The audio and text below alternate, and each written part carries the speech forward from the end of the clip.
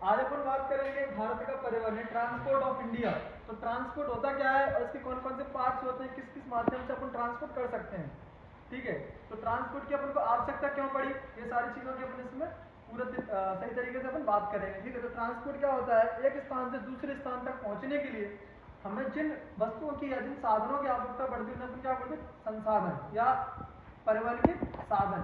तो सबसे पहले जो अपन ट्रांसपोर्ट करते हैं प्राचीन समय से चला आ रहा है ये सड़क परिवहन, उसके बाद रेल परिवहन, ये आधुनिक काल में आया, ये आधुनिक काल में आया, ये भी आधुनिक काल में ही आया वायु परिवहन। पौराणिक बात अलग है कि उसमें भी अपन वायु परिवहन का उपयोग करते थे। जल परिवहन ये भी प्राचीन समय से ही चल रहा है। ठीक है, ये भी प्राचीन समय से चल रहा था। सबसे पहले अपन जो व्यापार करते थे सड़कों के माध्यम से करते थे, तो उसके बाद फिर जल मार्ग खोजा गया। तो सड़क माध्यम से अभी वर्तमान भारत में देखा जाए तो सड़कें कितने प्रकार की होती हैं। सड़कें होती है पहला तुम्हारा राष्ट्रीय राजमार्ग,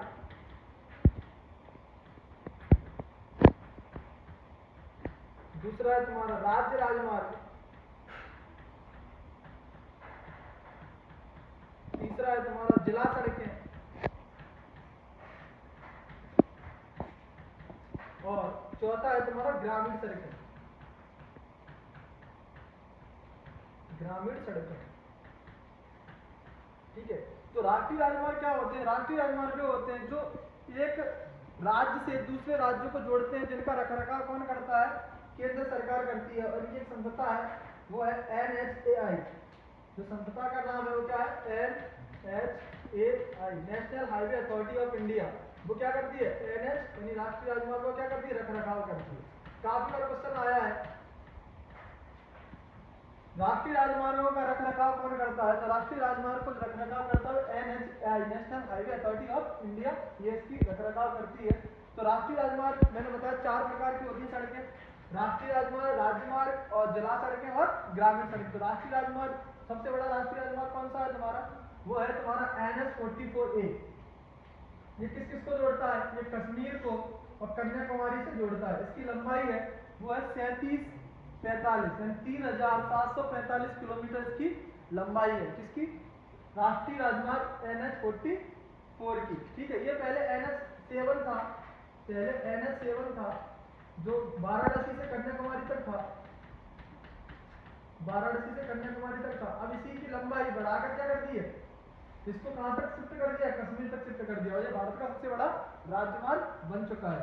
ये कहां से जोड़ता है, उत्तर से दक्षिण को जोड़ता है। काफी क्वेश्चन है, उत्तर से दक्षिण को जोड़ने वाला राजमार्ग कौन सा, NH44, और पूरब से पश्चिम को जोड़ने वाला राजमार्ग कौन सा, NH27। ये किसके को जोड़ता है, पोरबंदर से सिलचर को जोड़ता है। ठीक है, इसकी लंबाई है 3507 किलोमीटर, 3507 किलोमीटर है। काफी बार क्वेश्चन आया है पूरब पश्चिम गलियारा और उत्तर दक्षिण गलियारा ये किस स्थान पर आपस में मिलते हैं, तो ये झांसी में मिलते हैं। कहाँ मिलते हैं, झांसी में मिलते हैं। पूर्व पश्चिम और उत्तर दक्षिण गलियारा कहाँ मिलते हैं, झांसी में मिलते हैं। ठीक है, उसके बाद आता है तुम्हारा राज्य सड़कें। तो राज्य सड़कें क्या होती है, इनका रखरखाव कौन करता है, राज्य सड़कें, इनका रखरखाव करती है राज्य सरकार, इनका रखरखाव कौन करता है, राज्य सरकार करती है। ठीक है, तो राज्य में कौन सा सबसे बड़ा हाईवे है, कौन सा छोटा हाईवे, इसके अंतर्गत पड़े। उसके बाद आता है जिला सड़कें, ये PWD चलता है, वो इनकी रखरखाव करता है। ठीक है, जिला में जो रहता है, और इसका जो देख रेख किसके अंदर होता है, DM के अंतर्गत होता है। ठीक है, उसके बाद आता है तुम्हारा ग्रामीण सड़कें, इनका निर्माण किसके द्वारा कराया जाता है, सरपंचों के द्वारा। जो सरपंच होते हैं गांव के वो कराते हैं इनका निर्माण। और फिर इसी के अंतर्गत कुछ चली है प्रधानमंत्री ग्रामीण सड़क योजना, प्रधानमंत्री ग्रामीण सड़क योजना, PMGSY। ये क्या करता है, ये इसका जो मुख्य कार्य है, गाँव को जो कस्बे हो जाते हैं ना उनमें जनसंख्या 500 या 1000 हो जाती है, तो उनको शहरों से जोड़ा जाता है। ठीक है, उनको शहरों से जोड़ा जाता है, किस योजना के तहत जोड़ा जाता है, प्रधानमंत्री ग्रामीण सड़क योजना। ठीक है, तो ये अपन ने बात की सड़कों के बारे में, कौन सा हाईवे सबसे बड़ा था, कौन सा छोटा था। अपन बात करेंगे रेल परिवहन की। ठीक है, तो सबसे पहले अपन बात करते हैं रेल परिवहन। तो रेल परिवहन की शुरुआत भारत में कब हुई, भारत में पहली रेल कब चली, भारत में पहली रेल चली 1843, सॉरी 53, 1853 में भारत में पहली रेल चली। 1853 में पहली रेल चली है, कहाँ से कहाँ तक चली थी? मुंबई से ठाणे। मुंबई से ठाणे, ये मुंबई में एक जगह है, ये 34 किलोमीटर चली थी। ठीक है, काफी बार प्रश्न आया है। भारत में पहली रेल कब चली? 1843 में चली थी, मुंबई से ठाणे चली थी, 34 किलोमीटर चली थी। उस समय कौन था गवर्नर जनरल? ये महत्वपूर्ण है। तो ये था डलहौजी। ठीक है, इसका हड़प नीति सुना होगा डलहौजी का, उसी ने भारत में पहली रेल चलाई थी। तो क्वेश्चन बनता है, भारत में जो रेल चली थी वो क्या भारतीयों के विकास के लिए चली थी? नहीं। जो भारत में जो रेल का प्रारंभ किया गया था, सड़कों का जो प्रारंभ किया जा रहा था, वो अंग्रेजों ने अपने फायदे के लिए किया था। क्योंकि उस समय भारत के पास खाने के लिए रोटी तो थी नहीं, रेल में कौन घूमेगा? तो रेल में कौन घूमते थे? अंग्रेज घूमते थे। और उन्होंने रेल जो बनवाई थी वो बनवाई थी अपने माल को आसानी से बंदरगाहों तक पहुंचाया जा सके, और बंदरगाहों से सीधा माल अपने रिटेल तक पहुंचाया जा सके, कच्चे माल को। ठीक है, तो कभी भी दिमाग में बैठे ना कि अंग्रेज भारत का विकास कर रहे थे, तो अंग्रेज भारत का विकास नहीं कर रहे थे, वो केवल अपना फायदा देख रहे थे। ठीक है, तो उन्होंने जो रेल चलाई थी अपने स्वार्थ के लिए, निजी स्वार्थ के लिए उन्होंने रेल प्रारंभ की। ठीक है, तो सबसे पहले रेल चली थी 1853 में। तो वर्तमान में जो रेल है, रेल कितने प्रकार की होती है? रेल वर्तमान में रेल में चलती थी, पहले चलती थी नैरो गेज। प्राचीन समय में अंग्रेजों ने चलाई थी ना 1853, वो नैरो गेज थी। उसके बाद आई थी मीटर गेज, उसके बाद आई ब्रॉड गेज। अब तो काफी ज्यादा विकास हो चुका है रेलवे में।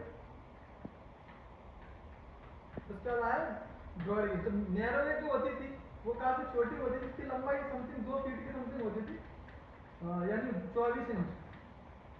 जो नैरो गेज पटरियां हैं, तुमने देखा होगा कभी कभी छोटी जो चलती थी, वो उसकी जो होती थी दोनों के बीच की दूरी 24 इंच होती थी। इसका 1 मीटर का होता था पटरियों के बीच में, और ये होता है 1.4 मीटर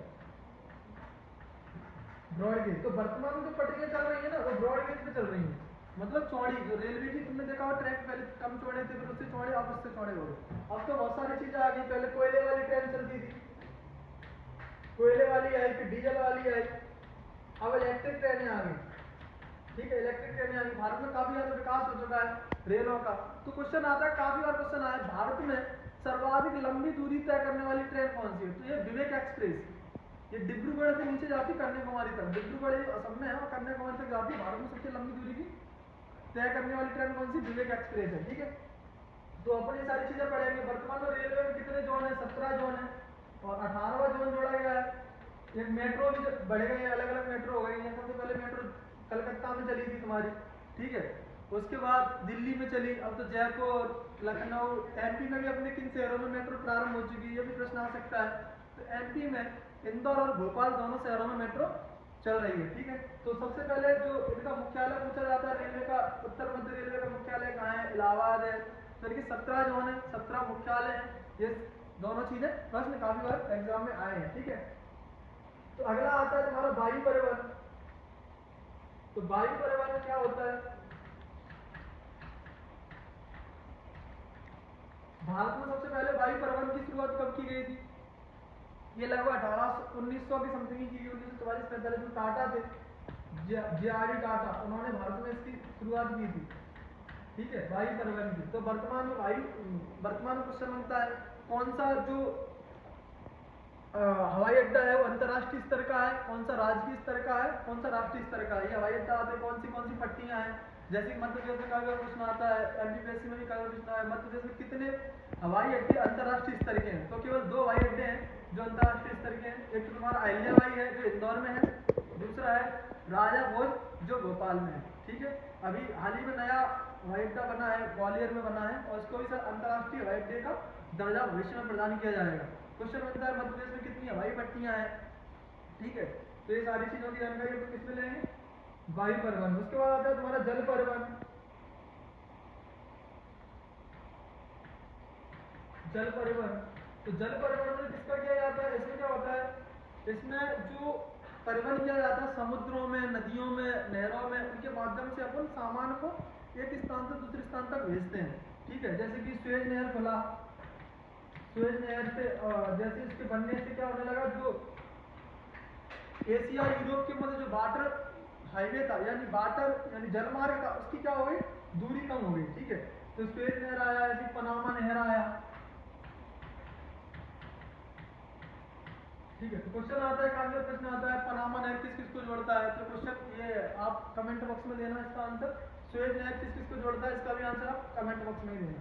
तो ये बता देता हूँ, स्वेज नहर कब खोला गया था, 1869 में बना था ये। ठीक है, जब गांधी जी का जन्म हुआ था 1869 में, जिससे आप याद रख सकते हो। ठीक है, तो जल परिवहन के लिए क्या क्या है, भारत का वाटर हाईवे फर्स्ट है, वो किस किस को जोड़ता है, इलाहाबाद टू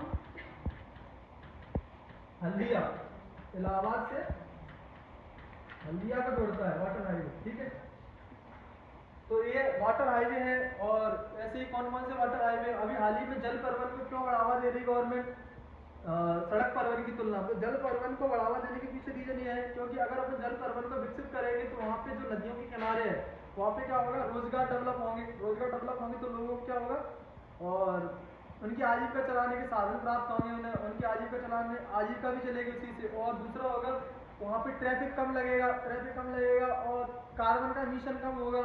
ये सारी सुविधाएं या ये सारे लाभ अपन को किससे प्राप्त होंगे, अगर अपन जल परिवहन को अत्यधिक मात्रा में बढ़ावा देंगे। ठीक है, तो आज अपन ने बात की इसमें सड़क परिवहन, रेल परिवहन, वायु परिवहन, जल परिवहन। उम्मीद करते हैं आपको जानकारी पसंद आई होगी। मिलेंगे अगली क्लास में, धन्यवाद।